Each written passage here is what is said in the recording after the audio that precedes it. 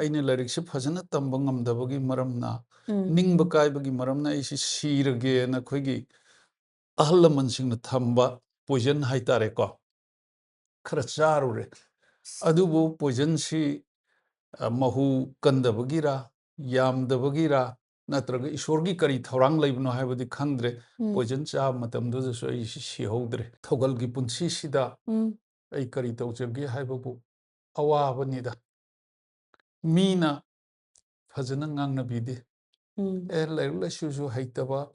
ꯄ꯭ꯂꯦꯠꯐꯣꯝꯗ ꯀꯥꯍꯜꯂꯣꯏꯗꯕꯅꯤ ꯃꯥ ꯑꯗꯨ ꯇꯧꯔꯣꯏꯗꯕꯅꯤ ꯍꯥꯏꯕꯁꯤ ꯌꯥꯝ ꯊꯤꯅ ꯊꯤꯅ ꯆꯩꯕꯤ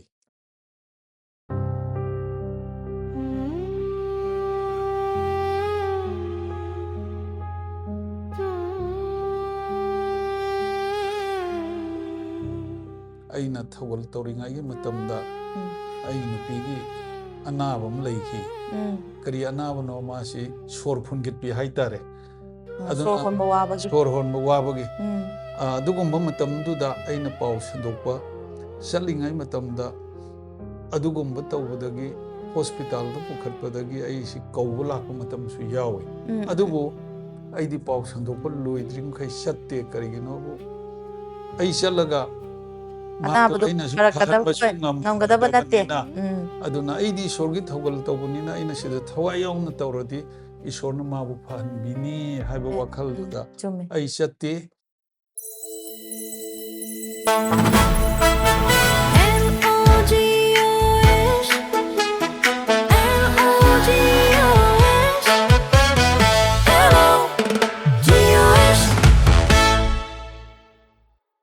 ꯑꯍꯥꯟꯕꯗ ꯑꯩꯈꯣꯏ ꯈꯨꯗꯤꯡꯃꯛꯄꯨ ꯁꯦꯝꯕꯤꯕ ꯃꯄꯨ ꯏꯕꯨꯡꯉꯣꯗ ꯀꯣꯛꯅꯣꯟꯅ ꯈꯨꯔꯨꯝꯖꯔꯤ ꯂꯣꯏꯅꯅ ꯄꯨꯟꯁꯤꯒꯤ ꯃꯔꯨꯝꯗ ꯄ꯭ꯔꯣꯒ꯭ꯔꯥꯝ ꯃꯤꯠꯌꯦꯡ ꯇꯥꯕꯤꯔꯤꯕ ꯅꯨꯡꯁꯤꯔꯕ ꯏꯔꯩꯆꯥ ꯄꯨꯝꯅꯃꯛꯄꯨꯁꯨ ꯉꯁꯤꯁꯨ ꯑꯃꯨꯛ ꯍꯟꯅ ꯇꯔꯥꯝꯅ ꯑꯣꯛꯆꯕꯒ ꯂꯣꯏꯅꯅ ꯃꯌꯥꯝꯕꯨ ꯀꯣꯛꯅꯣꯟꯅ ꯈꯨꯔꯨꯝꯖꯔꯤ ꯃꯌꯥꯝꯗ ꯈꯨꯗꯣꯜ ꯇꯝꯖꯔꯤꯕ ꯄꯨꯟꯁꯤꯒꯤ ꯃꯔꯨꯝꯗ ꯍꯥꯏꯔꯤꯕ ꯄ꯭ꯔꯣꯒ꯭ꯔꯥꯝ ꯑꯁꯤꯒꯤꯗꯃꯛ ꯑꯩꯈꯣꯏꯅ ꯔꯤꯀ꯭ꯋꯦꯁ ꯇꯧꯖꯕꯗ ꯍꯔꯥꯎꯅ ꯅꯨꯡꯁꯤꯅ ꯄ꯭ꯔꯣꯒ꯭ꯔꯥꯝ ꯑꯁꯤꯗ ꯁꯔꯨꯛ ꯌꯥꯕꯤꯅꯕ ꯂꯥꯛꯄꯤꯕ ꯑꯣꯖꯥ ꯑꯃ ꯅꯨꯡꯁꯤꯔꯕ ꯏꯆꯤꯜ ꯏꯅꯥꯎ ꯃꯌꯥꯝꯗ ꯉꯁꯤ ꯈꯨꯗꯣꯜ ꯇꯝꯖꯔꯤ ꯑꯣꯖꯥ ꯑꯁꯤ ꯃꯍꯥꯛꯀꯤ ꯏꯁꯣꯔꯒꯤ ꯊꯧꯒꯜꯒꯤ ꯄꯨꯟꯁꯤꯗ ꯆꯍꯤ 93 ꯆꯨꯞꯅ ꯏꯁꯣꯔꯒꯤ ꯊꯧꯒꯜ ꯇꯧꯔꯛꯂꯕ ꯌꯥꯝꯅ ꯃꯇꯤꯡ ꯂꯩꯕ ꯑꯗꯨꯒꯨꯝꯂꯕ ꯏꯁꯣꯔꯒꯤ ꯑꯗꯨꯒꯨꯝꯂꯕ ꯊꯧꯖꯥꯜꯇꯅ ꯌꯣꯝꯂꯕ ꯃꯆꯥ ꯃꯅꯥꯏ ꯑꯃꯅꯤ ꯃꯍꯥꯛ ꯑꯁꯤ ꯃꯌꯥꯝꯅ ꯊꯣꯏꯗꯣꯛ ꯍꯦꯟꯗꯣꯛꯅ ꯅꯨꯡꯁꯤꯕꯤꯕ ꯃꯁꯛ ꯈꯪꯕꯤꯕ ꯑꯗꯨꯒꯨꯝꯂꯕ ꯑꯣꯖꯥ ꯑꯃꯅꯤ ꯉꯁꯤ ꯂꯣꯒꯣꯁ ꯒꯣꯁꯄꯦꯜ ꯃꯤꯅꯤꯁꯇ꯭ꯔꯤꯅ ꯃꯌꯥꯝꯗ ꯈꯨꯗꯣꯜ ꯇꯝꯖꯕ ꯄꯨꯟꯁꯤꯒꯤ ꯃꯔꯨꯝꯗ ꯊꯧꯔꯝ ꯑꯁꯤꯒꯤꯗꯃꯛ ꯑꯩꯈꯣꯏꯅ ꯀꯧꯖꯕꯗ ꯑꯣꯖꯥꯁꯤꯅ ꯍꯔꯥꯎꯅ ꯂꯥꯛꯄꯤꯔꯤ ꯑꯣꯖꯥꯁꯤ ꯃꯌꯥꯝꯗ ꯑꯃꯨꯛꯇꯪ ꯁꯛ ꯇꯥꯛꯆꯒꯦ ꯃꯍꯥꯛ ꯑꯗꯨꯗꯤ ꯃꯌꯥꯝꯅ ꯊꯣꯏꯗꯣꯛ ꯍꯦꯟꯗꯣꯛꯅ ꯅꯨꯡꯁꯤꯕꯤꯕ ꯃꯌꯥꯝꯅ ꯍꯦꯟꯅ ꯄꯥꯝꯅꯕꯤꯕ ꯑꯗꯨꯒꯨꯝꯂꯕ ꯏꯁꯣꯔꯒꯤ ꯃꯆꯥꯅꯨꯄꯥ ꯏꯁꯣꯔꯒꯤ ꯊꯧꯒꯜꯂꯣꯏ ꯑꯩꯒꯤ ꯑꯣꯖꯥ ꯗꯣꯛꯇꯔ ꯔꯦꯚꯔꯦꯟ ꯍꯩꯁ ꯔꯈꯣꯟ ꯑꯣꯖꯥꯕꯨ ꯃꯌꯥꯝꯗ ꯈꯨꯗꯣꯜ ꯇꯝꯖꯔꯤ ꯑꯗꯨꯒ ꯑꯣꯖꯥ ꯊꯦꯡꯛ ꯌꯨ ꯑꯣꯖꯥꯅ ꯍꯔꯥꯎꯅ ꯅꯨꯡꯁꯤꯅ ꯑꯩꯈꯣꯏꯒꯤ ꯂꯣꯒꯣꯁ ꯒꯣꯁꯄꯦꯜ ꯃꯤꯅꯤꯁꯇ꯭ꯔꯤꯅ ꯁꯤꯟꯖꯕ ꯄꯨꯟꯁꯤꯒꯤ ꯃꯔꯨꯝꯗ ꯍꯥꯏꯔꯤꯕ ꯄ꯭ꯔꯣꯒ꯭ꯔꯥꯝ ꯑꯁꯤꯗ ꯑꯣꯖꯥꯒꯤ ꯊꯧꯒꯜ ꯇꯧꯔꯛꯄꯒꯤ ꯄꯨꯟꯁꯤꯒꯤ ꯋꯥꯔꯤ ꯑꯋꯥꯕ ꯅꯨꯡꯉꯥꯏꯕ ꯕꯣꯔ ꯐꯪꯕ ꯏꯁꯣꯔꯅ ꯄꯤꯕꯤꯕ ꯈꯨꯗꯣꯜꯁꯤꯡ ꯋꯥꯔꯤ ꯑꯃꯨꯛꯇꯗꯤ ꯑꯣꯖꯥꯅ ꯍꯤꯡꯂꯤꯉꯩꯗ ꯂꯤꯕꯤꯔꯝꯃꯨ ꯍꯥꯏꯕꯗ ꯍꯔꯥꯎꯅ ꯅꯨꯡꯁꯤꯅ ꯂꯥꯛꯄꯤꯗꯨꯅ ꯄ꯭ꯔꯣꯒ꯭ꯔꯥꯝ ꯑꯁꯤꯗ ꯁꯔꯨꯛ ꯌꯥꯕꯤꯔꯕꯒꯤꯗꯃꯛꯇ ꯑꯣꯖꯥꯕꯨ ꯍꯥꯏꯅꯤꯡꯉꯥꯏ ꯂꯩꯇꯅ ꯂꯣꯒꯣꯁ ꯒꯣꯁꯄꯦꯜ ꯃꯤꯅꯤꯁꯇ꯭ꯔꯤꯒꯤ ꯅꯆꯥ ꯑꯩꯈꯣꯏ ꯃꯌꯥꯝꯅ ꯑꯣꯖꯥꯕꯨ ꯊꯥꯒꯠꯆꯔꯤ ꯑꯣꯖꯥ ꯑꯣꯖꯥꯗꯨꯗꯤ ꯉꯁꯤ ꯑꯣꯖꯥꯕꯨ ꯎꯅꯖꯔꯤꯕꯁꯦ ꯃꯔꯨꯑꯣꯏꯅ ꯑꯣꯖꯥꯒꯤ ꯄꯨꯟꯁꯤꯒꯤ ꯋꯥꯔꯤ ꯑꯩꯈꯣꯏꯅ ꯇꯥꯖꯅꯕꯒꯤꯗꯃꯛ ꯑꯗꯨꯒ ꯃꯌꯥꯝꯅꯁꯨ ꯑꯣꯖꯥꯒꯤ ꯋꯥꯔꯤꯁꯦ ꯌꯥꯝꯅ ꯇꯥꯅꯤꯡꯉꯦ ꯍꯥꯏꯇꯥꯔꯦ ꯑꯗꯨꯅ ꯃꯁꯤ ꯇꯥꯅꯅꯕꯒꯤꯗꯃꯛꯇ ꯑꯩꯈꯣꯏꯅ ꯁꯤꯒꯤ ꯄ꯭ꯔꯣꯒ꯭ꯔꯥꯝꯁꯦ ꯁꯦꯝꯖꯕꯅꯦ ꯑꯣꯖꯥ ꯑꯗꯨꯅ ꯑꯣꯖꯥ ꯑꯗꯨꯝ ꯋꯥꯔꯤ ꯁꯥꯕ ꯍꯧꯔꯁꯦꯀꯣ ꯑꯍꯥꯟꯕꯗ ꯑꯣꯖꯥꯅ ꯆꯥꯅ ꯑꯣꯖꯥꯗꯒꯤ ꯈꯪꯖꯅꯤꯡꯉꯤꯕ ꯋꯥꯐꯝꯁꯤ ꯍꯧꯖꯤꯛ ꯑꯣꯖꯥꯁꯤ ꯏꯝꯐꯥꯜꯗꯗꯤ ꯂꯩꯕꯤꯔꯦ ꯑꯗꯨꯕꯨ ꯑꯣꯖꯥꯁꯤ ꯏꯝꯐꯥꯜꯗ ꯇꯁꯦꯡꯅ ꯄꯣꯛꯄꯤꯕ꯭ꯔꯥ ꯅꯠꯇ꯭ꯔꯒ ꯏꯝꯐꯥꯜꯁꯤꯗ ꯁꯨꯝ ꯇꯣꯉꯥꯟꯅ ꯑꯃꯨꯛ ꯍꯥꯏꯗꯤ ꯂꯝ ꯂꯧꯔꯒ ꯍꯣꯡꯒꯠꯄꯤꯕ꯭ꯔꯥ ꯏꯁꯥꯒꯤ ꯄꯣꯛꯅꯐꯝ ꯀꯃꯥꯏꯅ ꯍꯥꯏꯗꯤ ꯀꯗꯥꯏꯗ ꯑꯣꯖꯥꯁꯦ ꯄꯣꯛꯄꯤꯕ ꯑꯗꯨꯒ ꯏꯃꯥ ꯕꯕꯥꯒꯤ ꯃꯤꯡ ꯑꯗꯨꯒ ꯏꯆꯤꯟ ꯏꯅꯥꯎꯁꯤꯡ ꯀꯌꯥ ꯁꯨꯕꯤꯕ ꯑꯗꯨ ꯍꯥꯟꯅ ꯑꯝꯇꯪ ꯈꯪꯍꯟꯕꯤꯌꯨ ꯑꯣꯖꯥ ꯍꯣꯏ ꯏꯍꯥꯟ ꯍꯥꯟꯕꯗ ꯏꯁꯣꯔꯕꯨ ꯉꯝꯈꯩ ꯂꯩꯇꯅ ꯊꯥꯒꯠꯆꯩ ꯑꯗꯨꯒ ꯑꯁꯤꯒꯨꯝꯕ ꯑꯆꯥꯕ ꯇꯥꯟꯖꯥ ꯑꯃ ꯄꯤꯕꯤꯔꯤꯕ ꯂꯣꯒꯣꯁ ꯒꯣꯁꯄꯦꯜ ꯃꯤꯅꯤꯁꯇ꯭ꯔꯤ ꯀꯟꯕꯤꯕ ꯃꯄꯨ ꯖꯤꯁꯨꯒꯤ ꯃꯤꯡꯗ ꯉꯝꯈꯩ ꯂꯩꯇꯅ ꯊꯥꯒꯠꯆꯔꯤ ꯑꯩꯒꯤ ꯄꯨꯟꯁꯤꯒꯤ ꯋꯥꯔꯤ ꯃꯇꯦꯛ ꯈꯖꯤꯛꯇꯪ ꯑꯩ ꯂꯤꯖꯒꯦ ꯑꯩ ꯏꯝꯐꯥꯜ ꯃꯆꯥ ꯅꯠꯆꯗꯦ ꯑꯩꯍꯥꯛ ꯑꯁꯤ ꯑꯩꯒꯤ ꯄꯣꯛꯐꯝꯗꯤ ꯊꯥꯡꯒ ꯈꯩꯁꯅꯥꯝ ꯂꯩꯀꯥꯏꯒꯤ ꯍꯩꯕꯤꯊꯥꯐꯝ ꯂꯩꯀꯥꯏ ꯍꯥꯏꯕꯗꯨꯗ ꯑꯩ ꯄꯣꯛꯆꯕꯅꯤ ꯑꯩ ꯑꯁꯤ 1951ꯒꯤ June 29 da ai thangda pokshakhi ai gi apokpagi mingdi laikhidraba haisnam ibochau apopi ima gi mingna haisnam mongbi yaima devi aduga aikhoi isin inau taret nipa mari nupi ani aikhoi pokchai aduga ai nupi leijere ai gi nupi yung panbire ko ai aduna ai gi nupi gi mingdi haisnam mongbi mema aduga ishanupi ani ishanipa ama ishanupi ahanna gita ishanupi yaimana sundari aduga ishanipa atombana zone naina kawi aduna ai imphal dadi 2000 da lamsi leijeraga 2015 dagi sogolban morang hanubasida leiba haujebani haiba ai samlap wari simatang hana hana thamjage. Thank you Oza, yam nungaijai. Aduga Oza daina muk hangjaning basi Oza. Ozabu pokpiba babadi laikhidre hana takpi Ozana. Adu Ozagi apokpi imadi leibiribra Oza. Leiri. Okay. Yamna punsi sangna hingba oiko. Adu Ozazu hojikse aina sum uzabada chahi se adum 70 plus ti oiram madran khale. Oza hojik chahi kya subiraga Oza? 75 complete oigre. Okay. Asadi Oza ishona matam sangna haidi hojik phaba loina bidiko adu Oza di pangalsi amna kanma male aina Ozagi saktam se uzadraga su Ozagi ngang thorak po Ozagi wahai adigo Ozana khoida libi bawari adigo Ozana thogol tobiba mong singse dum uzaba matamda Ozasi amna active oina dum leibadong na dum uzaba hai tare ko masi su ishorgi borni Oza Man adugo Oza da aina makhata na hangjaning base Oza Ozagi hojik family haidi Ozagi family ka main tauba sigi wari adum imphal da leibagi matang phauba adigi yum panbagi matang phau yauna Ozana panbirame sig makhata badai na hangjaning base Oza da Oza si hojikti kanbiba mapu Prabhu Jesu Christa bu Ozagi ishorni kanbiba mapu ni hana lausilaga Ozana Jesu gi afaba wapau gi damak thogol taruk base chahi nifu ga taruk sure ko Oza hoi masimak yamna chawthok chaningai oiba Christian ama oina Ozagi damakta thamoidagi yam chawthok chaba phaujai Oza Ozana thawna leina ishorgi thogol tawbi base ado Oza aina hangja Oza da haijaning base hojik 46 years Ozana ishorgi thogol tawbire adu Ozagi chat khraba matam haitare hau khraba matam da ishor adum thajaraga punsi se lakhibra ado ishor thajadringai da punsi matau karamna kramaina lenbirambage ishor thajadringai da kayam sangna punsi hingbirami adugi matang da haipetang Ozana thambiramo thagachari ai haijage ai pokpham thanga hisnam lekai ni hana mayam da haijagre ai gi angang oringai gi punsi si yamna ina kara khunba nungai yai phaba ama natrabasu ai saba thakwa dum ning thungna haurai aduga loinana aikhoigi matamduda hojiktadi mayamna kodroi haire khoigi matamdadi velvet hai velvet ki khonga hapen ani setpa ngambasi aini aduga soun khong tongba ngamba aduga metoma haiba khudang ghari skibasi aini aduga ai class 5 6 tamakpadagi imphal se dum toina salaga adum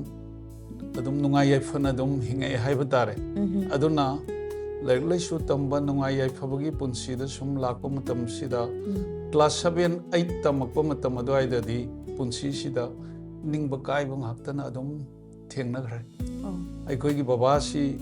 thangagi chanabigi matungina pat taraga nga pharga punsi ngambadudagi ikai khumnajaraba hojik makti aikhoigi irakta laikhidraba matamdugi si minister oibiramba mingoina hekta panjarabada sarkoire mahangna chief minister oibu matam sida LP school gi aikhoi waja ama substitute oijaram madudagi mahaksi matamgi irang da tawraga matamgi chatnabi aikhoi gi thakpi chabi haiba tare maduda lukhibadagi ahallaman singna thambiramba ka marigi ningthi jaraba sangayum sadu sidoaga jingana kupasena taw matamda khut yaubadagi aikhoi sidu uba uwa khuding maktusu loina chatkre aikhoi si yum leitaba mi amoina hingaga leiramba punsi ni adudagi aigi horopagi punsi si yamna ikai thiganba mirak michin thi oiba adugumba misak amani akhoi gi matamdadi jagoi ras haibana singba gorilla haibasi yamna maman yamna tawnarami adubu aidi amukta chacharakti kainobu mi khanaba matamda chenthoknaraga netlaga sini khotkani na pakhatbadagi ai kaya chathokchadi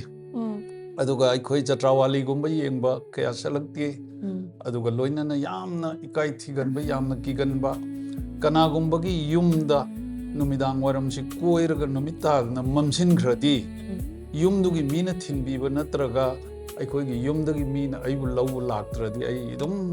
leide dum leidurini aduga laifamni aduni na yamna kiba dagi mi mayam tinnaba matamsida wa ngang bangamjadaba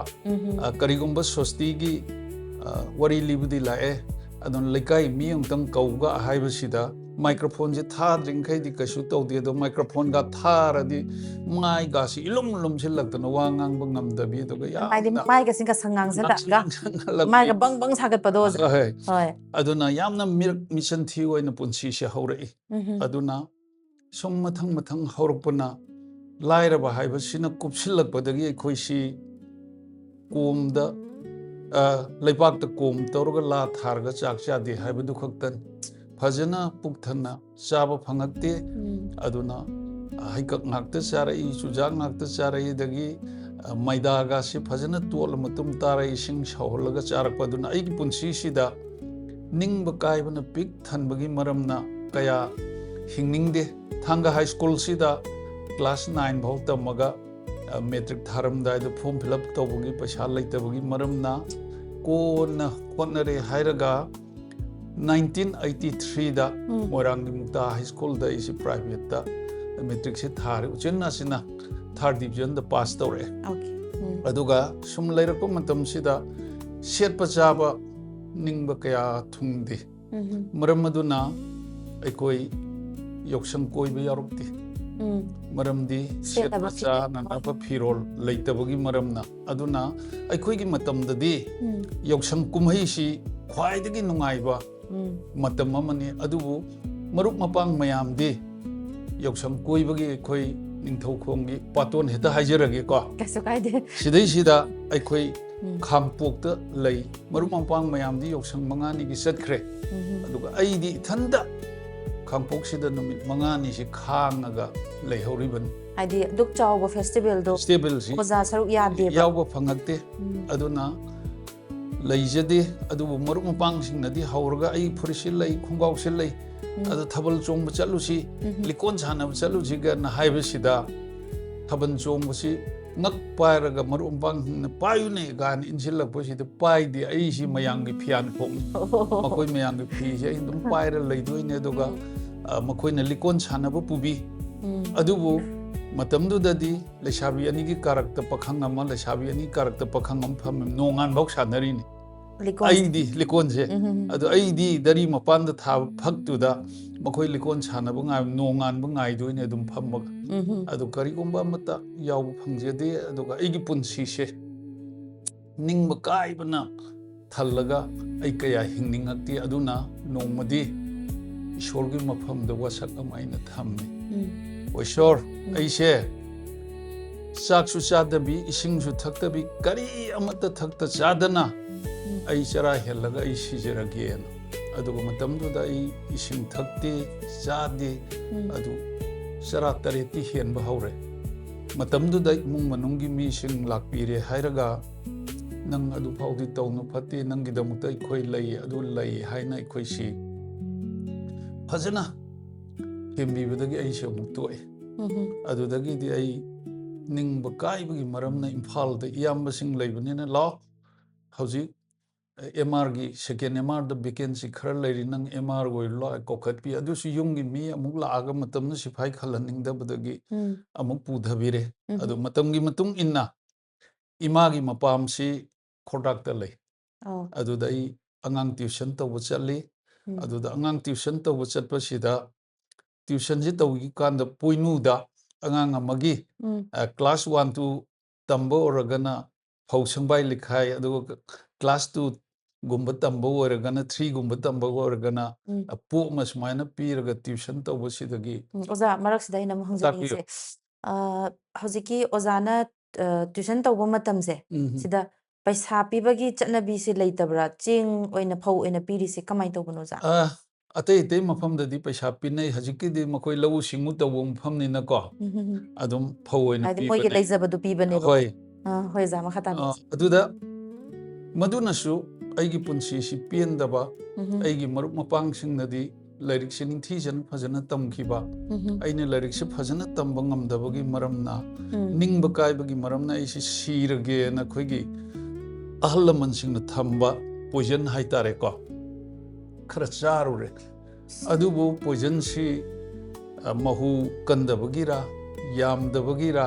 natraga isorgi kari thorang laibno haibadi khangdre poison cha matamdu so aisi si hodre adudagi di matamgi matung inna thangda amuk lae hairaga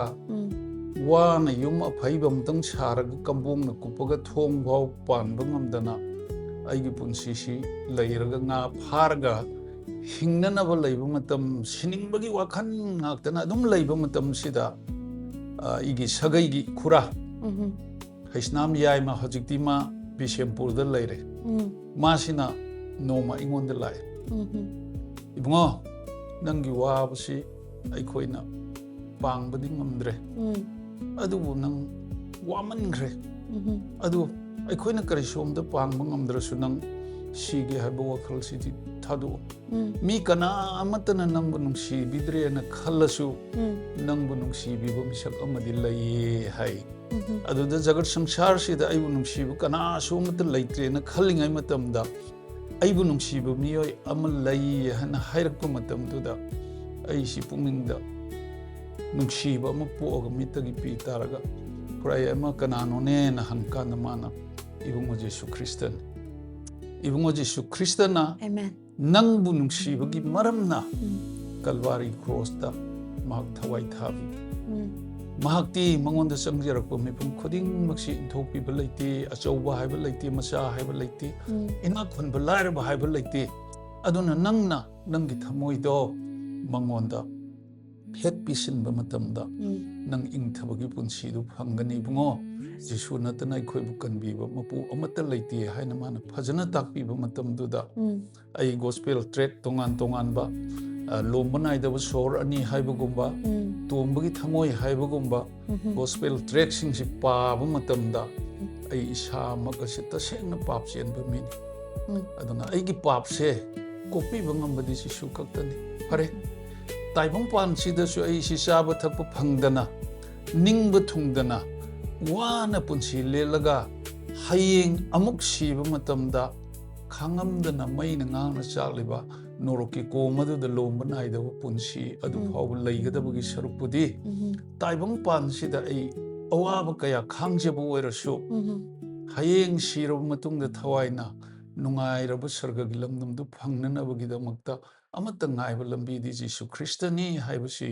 ꯑꯩ ꯄꯨꯛꯅꯤꯡꯗ ꯆꯦꯠꯅ ꯊꯥꯖꯖꯕꯒꯤ ꯃꯔꯝꯅ ꯑꯩ ꯄꯨꯛꯅꯤꯡ ꯍꯣꯡꯉꯒ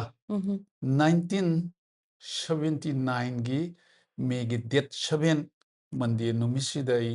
ꯄ꯭ꯔꯚꯨ ꯊꯥꯖꯕꯒꯤ ꯕꯞꯇꯥꯏꯖ ꯇꯧꯖꯈꯤ ꯑꯗꯨꯗ ꯃꯇꯝꯗꯨꯗ new ꯇꯦꯁꯇꯥꯃꯦꯟꯒꯤ ꯑꯅꯧꯕ ꯋꯥꯂꯦꯞꯅꯕꯒꯤ ꯕꯥꯏꯕꯜ ꯂꯩꯇꯦ ꯑꯔꯤꯕ ꯋꯥꯂꯦꯞꯅꯕꯒꯤ ꯕꯥꯏꯕꯜ ꯂꯩꯇꯦ ꯑꯗꯨꯕꯨ ꯑꯉꯛꯄꯗꯤ ꯑꯩ ꯕꯞꯇꯤꯖꯝ ꯇꯧꯕ ꯍꯦꯛ ꯂꯣꯏꯕꯒ बाइबल सुखंग खंगजेदब ऐसे बाइबल की वही हम उहल्ली मधुदी रोमियो पंदुप तरुक की पद तरुक तो पाप की हक्सांग मांगखिदुना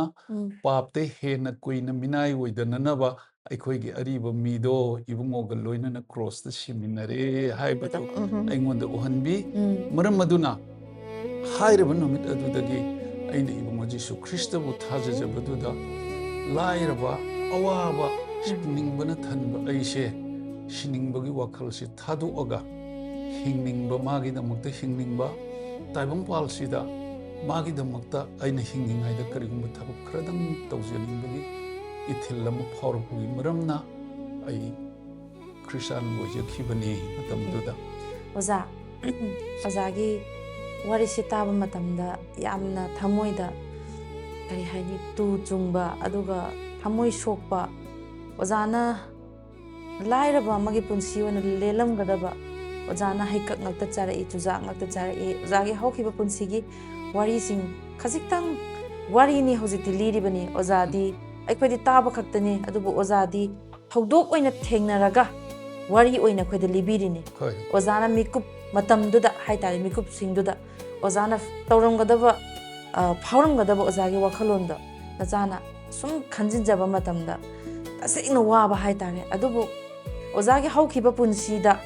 ishor khangdana lelamba punsi matek khara do asuki matik wana hinglami adoi bataragasu ipagumlaba ai adum oza yaima haitare sai panbibedo ko oza yaima sina ozagi mafamda lakpiraga nungsiba nangbu nungsiba kanamta leitrasu nangbu nungsiba amadi leine hairaga Prabhu Jisu Christagi magi mamingse ozada takpirakanda ozana 1979 gi May date 7 haibani oza sidagi baptism tawbiraga oza ishorgi thawgal tawba horakhi haibani ozana libiri boris asukki matik ozagi punsigi haukiba punsigi matik kharagi wari khajiktang tahanbi basida phawba asukki matik bor phangi haidare oza punsi sangna ishorgi thawgal tawhidoni ko oza sibaga yadri ko oza haidi ishorna budi puningba matamda puhidani atu itaragasu oza khitang kuina leminagi se oza ko yamna nungaise aduga oza daina makhata na mu hangjaning base oza hojiki oza yai masina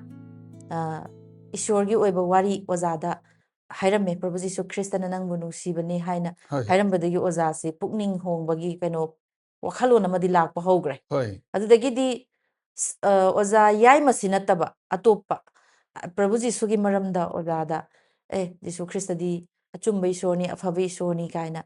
oza yai manataba atoppa meoisingna haibirakpagumbaga di leibra ozana ningsingbiba paningbagumba leibra khoigi isinanaw sing khara leirami adubu makhoidu aiga dum yetnaraga adum chatkiba yetnaraga adum chatkiba aina Christian way hogdaba khoigi tombi ga ana leirami hajikandi leitre asi tombi si Sorchanpur side lomdagini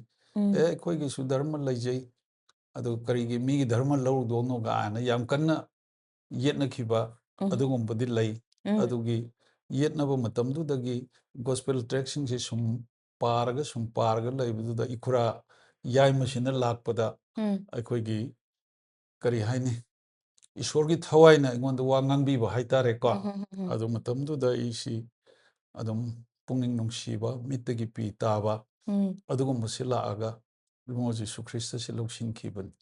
ozana ngasai wari libiba matamda punsigi haukraba ozagi ngallingai punsigi matamgi wari libada sirage haina dum khalle ozaje sirage haina dum khalle adubu chara taret henle adudasu mu mayamna laaga ozabu pungning themjinbiba adudagi amuksu ozana hingbagi upai thiraga chatpa yaba chatlurasu kanafam khangaktaba punsi oirakpadagi ozana amuk thangada hala kanda ozaje sirage haina poison phauba chagiba thakhiba matamduda phauba ozana sikhide ozase sikhide kaigino ozana hojik panbigre ishorgi plan ama leibagira khangde adu poison yamdabagira khangde aido side hai ozabu ngasi hu charasu awaba kaya mayokna halagasu ozana ngasi madudagi mai pakna lan thengnara kanda hojik phauba hingaga leibirammise kaigino ishorna ozabu darkar leiri haibagi ishorna ozabu kanbirini ko oza mani ishorsi yam thagachai akhoi Prabhu Jisu Christana mahang nungsibibada achouba macha apikpa kaimta khaidena ozana haibibadu yamna chummi oza adu oza makhata namu aina oza gi punsigi wari tangkak amadi khangjare haurakpagi khara aduga ishor lawsilakpa phaugi wari di asuki matik bor fangi aduga wari su tajare oza aduga aina makhata na oza da mu hangjaning base oza oza gi school gi matang se high school life gi matang se oza ji college kumba dum haidi college kadai da tawbirakpa aduga school se thanga gi school da class kya pota mukta high school da metric thai habeduma de tajare ado college life ki matang da hafet wari havining ba lai broza college di tamaktre okay college tamaktre ba metric ta loiselle adu de oza na hozik ꯑꯣꯖꯥꯒꯤ ꯇꯥꯏꯇꯜꯗ doctor ꯔꯦꯕꯔꯦꯟ ꯀꯣ ꯑꯣꯖꯥꯒꯤ ꯇꯥꯏꯇꯜꯗ ꯏꯁꯣꯔꯅ ꯃꯊꯪ ꯍꯥꯞꯄꯤꯔꯛꯇꯅ ꯑꯣꯖꯥꯁꯤ ꯍꯧꯖꯤꯛꯇꯤ ꯇꯁꯦꯡꯅ ꯍꯥꯏꯔꯒꯗꯤ ꯃꯌꯥꯝꯒꯤ ꯊꯋꯥꯏꯒꯤ ꯃꯄꯥ ꯑꯃ ꯑꯣꯏꯗꯅ ꯑꯣꯖꯥꯁꯦ ꯍꯧꯖꯤꯛ ꯏꯁꯣꯔꯒꯤ ꯊꯧꯒꯜ ꯇꯧꯕꯤꯔꯤꯕ ꯑꯣꯖꯥ ꯑꯗꯣ ꯊꯋꯥꯏ ꯀꯌꯥꯕꯨ ꯁꯦꯟꯅꯕ ꯌꯥꯎꯁꯤꯡꯕꯨ ꯁꯦꯟꯕꯤꯕ ꯍꯥꯏꯕꯁꯤꯗꯤ ꯑꯣꯖꯥ ꯃꯗꯨ ꯁꯦꯟꯅꯅꯕꯒꯤ ꯃꯔꯝ ꯈꯪꯗꯅ ꯍꯦꯛꯇ ꯁꯦꯟꯕꯗꯤ ꯌꯥꯕ ꯅꯠꯇꯦ ꯑꯗꯨꯅ ꯑꯣꯖꯥ ꯕꯥꯏꯕꯜꯒꯨꯝꯕꯁꯦ ꯑꯣꯖꯥ ꯇꯝꯕꯤꯔꯛꯑꯒ ꯑꯣꯖꯥꯒꯤ ꯇꯥꯏꯇꯜ ꯃꯌꯥꯝꯁꯦ ꯐꯪꯕꯤꯔꯤꯅꯤ ꯑꯗꯨꯅ ꯑꯣꯖꯥꯁꯦ ꯕꯥꯏꯕꯜ ꯇꯝꯕ ꯈꯣꯠꯄꯁꯦ ꯀꯗꯥꯏꯗ ꯀꯃꯥꯏꯅ ꯀꯅꯥꯅ ꯁꯤꯜꯂꯒ ꯀꯃꯥꯏꯅ ꯆꯠꯈꯤ ꯆꯍꯤ ꯀꯌꯥ ꯀꯃꯥꯏꯅ ꯇꯧꯔꯒ ꯂꯩꯕꯤꯕꯅꯣ ꯑꯗꯨꯒꯤ ꯋꯥꯔꯤꯗꯨꯁꯨ ꯊꯝꯕꯤꯌꯨ ꯑꯣꯖꯥ ꯑꯩ ꯍꯥꯏꯖꯒꯦ ꯑꯩꯅ ꯄ꯭ꯔꯦꯁꯕꯤꯇꯔꯤꯌꯟꯗ ꯂꯩꯖꯔꯤꯉꯩ ꯃꯇꯝꯗ ꯑꯩꯈꯣꯏꯒꯤ ꯑꯣꯖꯥꯁꯤꯡꯅ ꯅꯨꯡꯁꯤꯕꯤꯕꯒꯤ ꯃꯔꯝꯅ ꯍꯞꯇꯥ ꯑꯃꯒꯤ ꯊꯥ ꯃꯈꯥꯏ ꯑꯃꯒꯤ ꯊꯥ ꯑꯃꯒꯤ ꯑꯗꯨꯒ ꯊꯥ ꯑꯍꯨꯝꯒꯤ ꯆꯍꯤ ꯑꯍꯨꯝꯒꯤ ꯇ꯭ꯔꯦꯅꯤꯡꯁꯤ ꯌꯥꯝ ꯇꯣꯏꯅ ꯇꯧꯋꯦ ꯑꯗꯨꯅ ꯕꯥꯏꯕꯜꯁꯤ ꯐꯖꯅ ꯃꯈꯣꯏꯅ ꯂꯥꯏꯔꯤꯛ ꯂꯥꯏꯁꯨꯁꯤ ꯄꯤꯕꯤꯔꯒ ꯐꯖꯅ ꯇꯧꯕꯤꯔꯛꯏ ꯑꯗꯨꯒ ꯑꯩ ꯑꯊꯥꯞꯄ ꯃꯐꯝꯗꯗꯤ ꯆꯠꯂꯨꯗꯦ ꯑꯗꯨꯗ ꯕꯥꯏꯕꯜꯒꯤ ꯗꯤꯄ꯭ꯂꯣꯃꯥꯒꯤ ꯁꯥꯔꯇꯤꯐꯤꯀꯦꯠꯇꯤ ꯂꯩꯔꯒ ꯑꯇꯩꯁꯤ ꯑꯃꯠꯇ ꯂꯩꯇꯕ ꯃꯇꯝꯁꯤꯗ ꯀꯔꯤ ꯇꯧꯒꯦꯕꯨ ꯄꯥꯁꯇꯔ ꯑꯣꯏꯕ ꯃꯇꯝꯗ ꯗꯤꯄ꯭ꯂꯣꯃꯥꯁꯨ ꯀꯩꯁꯨꯝꯇ ꯄꯥꯏꯗꯕ ꯃꯥꯅ ꯄꯥꯁꯇꯔ ꯀꯃꯥꯏꯅ ꯇꯧꯅ ꯑꯣꯏꯅ ꯍꯥꯏꯔꯛꯄꯗꯒꯤ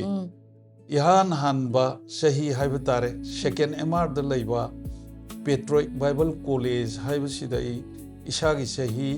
हुम्फु सुबो मतम द बीटीआई से लोइजरे अदुगा इसागी सही हुम्फु गो हुमदोइ सुबो मतम द एमडी फावबो लोइसिनजखि अदुदगिदी आइगी थौगलगी पुन्सिसि खंबिबदगी अखोइ throne of grace Theological Seminary Hyderabad sina 2019 da May sida makoina honorary oina demin masi pibirakpani aduna ni mayamna aduga Reverend Dr. haina mayamna mingthon birisi aduga aidi lairla sudi yamna qualify oiba Bible gi matang da yamna kupna khangba misak amadi nasadi adu aini yamna kumna khangjabasidi ibungo Jesu Christa khangje ye haita oza ahiba asingba amattabu ishorna sinade oza khangdaba heizadaba ipangpangjaba adugumba mioi ngaktani ishorna kauthoga chitheki kai haitare khogi chitheki yumbi haba yumbi gi keno ohen bidi base hai tare oza ko aduna ozada like laisu thoina haite haibagi ozada ninghana ningai leite maramdi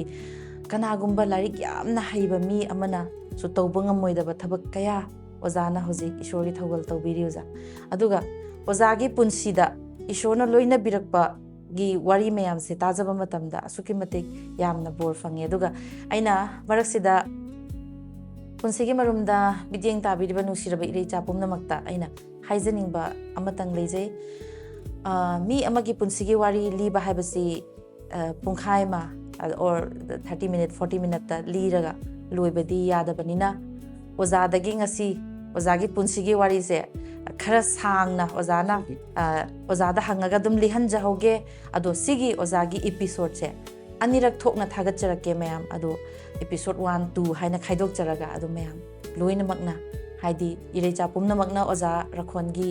asigumlaba bor fanglaba wari mayam se episode ani thokna thagatjarak se mayam episode ani mak loina mak miyeng tabiu bor khangminnasi habase aina haijari maramdi akogi first episode sida sangna thagat khragadi mayam ayeng bada soza ko yam sangmalaso dum wani dana hoi aduna anirak thokna thagatjarake adu mayamna ozagi episode se ani mak sungsoi soidana yengbiu ahobasu bor fange aroibagi episode to su bor fangani ozagi wari se aduga thank you oza yam thagatchari aduga makhata na moza daina hangjaningi se ozana hojik se condolence kumba hadi sorat kumba firoi kumba luhongba kumba sigi program sing sidana henna mapung oina habadi church ki oiba mapung oiba thaudang lobiri badugi mataida ozana hojik mayam gi ishor gi thawgal tawbiri ba mayam gi seba tawbiri ba se condolence firoi adagi luhongba sigumba si mapung oina sisu mayam gi thawgal tawbi ko za masi kamaina ozana sigi thawgal gi platform je kramaina lakibuna habadi zara khondo mado sumaina tambaloirabani ꯑꯗꯨ ꯃꯥꯗꯣ ꯇꯧꯍꯟꯁꯤ ꯃꯥ ꯁꯟꯗꯣꯛꯍꯟꯁꯤ ꯀꯥꯏꯅ ꯍꯥꯏꯔꯛꯄ ꯁꯨꯃꯥꯏꯅ ꯇꯧꯕ ꯑꯣꯖꯥꯗ ꯇꯧꯕꯤꯌꯨ ꯍꯥꯏꯅ ꯏꯍꯥꯟ ꯍꯥꯟꯅ ꯁꯤꯒꯨꯝꯕꯒꯤ ꯄ꯭ꯂꯦꯠꯐꯣꯝ ꯄꯤꯕꯤꯔꯛꯄ ꯏꯁꯣꯔꯅ ꯁꯤꯖꯤꯟꯅꯕ ꯃꯤꯒꯗꯤ ꯂꯩꯕꯤꯕ꯭ꯔꯥ ꯑꯣꯖꯥ? ꯑꯩ ꯍꯥꯏꯖꯒꯦ ꯑꯩꯅ ꯃꯊꯪ ꯁꯨꯝ ꯍꯥꯏꯖꯔꯛꯑꯒꯦꯀꯣ. ꯍꯥꯏꯕꯤꯌꯨ ꯑꯣꯖꯥ. ꯑꯩꯅ ꯑꯩꯒꯤ ꯄꯨꯟꯁꯤꯗ ꯑꯩ ꯑꯁꯤꯒꯨꯝꯅ ꯊꯣꯛꯀꯅꯤ ꯑꯗꯨꯒ ꯄ꯭ꯂꯦꯠꯐꯣꯝꯁꯤꯡꯗ ꯂꯦꯞꯄꯒ ꯑꯩ ꯑꯐꯕ ꯋꯥꯄꯥꯎ ꯁꯟꯗꯣꯛꯀꯅꯤ ꯍꯥꯏꯕꯁꯤꯁꯨ ꯄꯨꯟꯁꯤꯗ ꯀꯌꯥ ꯈꯜꯂꯨꯕ ꯂꯩꯇꯦ. ꯑꯗꯨꯕꯨ ꯑꯉꯛꯄꯗꯤ ꯑꯩꯈꯣꯏ ꯃꯩꯇꯩꯒꯤ ꯈꯨꯡꯒꯪꯁꯤ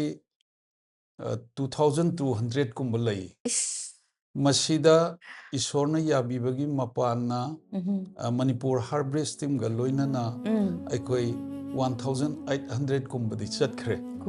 ꯈꯨꯡꯒꯪꯁꯦ. ꯑꯗꯨꯒ ꯑꯩ ꯏꯊꯟꯗꯅ ꯑꯃꯨꯛ ꯆꯠꯄꯁꯤꯗ ꯃꯩꯇꯩꯒꯤ ꯈꯨꯡꯒꯪ ꯂꯦꯝꯍꯧꯕꯁꯤ 200 300 ꯑꯗꯨꯃꯥꯏꯅ ꯂꯩꯔꯝꯒꯅꯤꯅ ꯈꯜꯂꯤ. ꯑꯗꯨꯒ ꯑꯩꯅ ꯁꯨꯝ ꯌꯦꯡꯖꯔꯛꯄꯗ ꯑꯩꯒꯤ ꯄꯨꯟꯁꯤꯁꯤꯗ ꯑꯉꯛꯄ ꯑꯩ ꯏꯊꯟꯗ ꯉꯛꯆꯕ ꯍꯥꯏꯕ ꯇꯥꯔꯦꯀꯣ.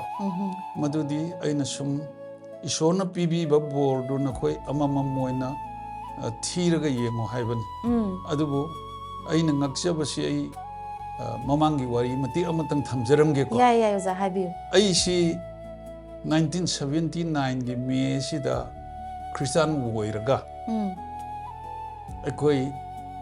1979ꯒꯤ ꯗꯤꯁꯦꯝꯕꯔꯁꯤꯗ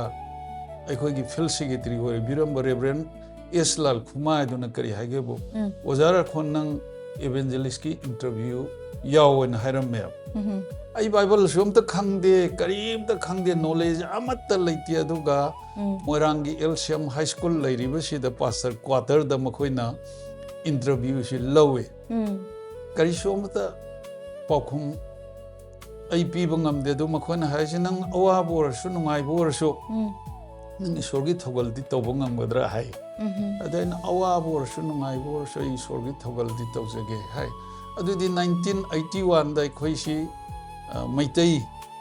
ꯏꯚꯦꯟꯖꯦꯂꯤꯁ ꯃꯤ 3ꯀ ꯄꯥꯁꯇꯔ ꯑꯃꯒ ꯃꯤꯖꯣꯔꯥꯝꯗ ꯊꯥ ꯑꯃ ꯀꯣꯏꯗꯣꯔꯤ ꯅꯪ ꯌꯥꯎ ꯉꯝꯒꯗ꯭ꯔꯥꯅ ꯍꯥꯏ. ꯑꯩ ꯉꯝꯒꯅꯦꯅ ꯍꯥꯏ. ꯑꯩ ꯏꯟꯇꯔꯚꯤꯌꯨꯗꯣ ꯑꯗꯨꯅ ꯂꯣꯏꯔꯦ. ꯑꯗꯨꯗ ꯑꯩ ꯈꯜꯂꯛꯀꯅꯤ ꯍꯥꯏꯕꯒꯤ ꯑꯥꯁꯥ ꯑꯩ ꯇꯧꯔꯨꯗꯦ. ꯑꯗꯨꯕꯨ ꯑꯉꯛꯄꯗꯤ ꯍꯥꯏꯗꯣꯔꯛꯄ ꯀꯥꯟꯗꯗꯤ ꯑꯩꯁꯤ ꯈꯜꯂꯛꯏ. ꯑꯗꯨꯒ ꯑꯩꯁꯤ 1980ꯒꯤ ꯃꯥꯔꯁꯇ ꯕꯤꯁꯦꯟꯄꯨꯔꯒꯤ ꯉꯥꯏꯈꯣꯡ ꯂꯝꯕꯤꯁꯤꯗ ꯏꯚꯦꯟꯖꯦꯂꯤꯁ ꯑꯣꯏꯅ ꯂꯩ. ꯑꯗꯨ ꯃꯈꯣꯏ ꯃꯇꯝꯗꯨꯒꯤ ꯄꯩꯁꯥꯗꯤ ꯌꯥꯝ ꯆꯥꯎꯔꯖꯥꯠꯅꯤ.